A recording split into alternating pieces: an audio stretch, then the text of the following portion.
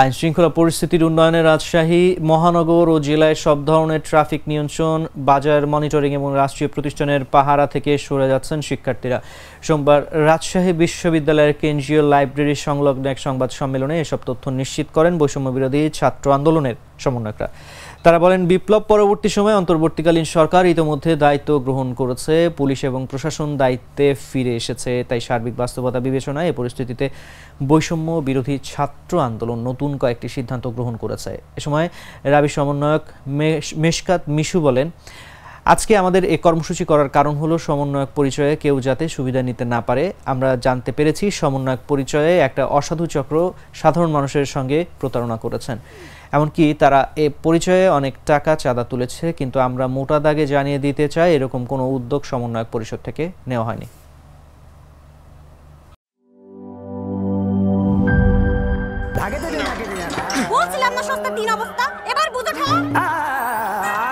ভালো টিউবওয়েল যে কেন না, এবার বোঝো মজা।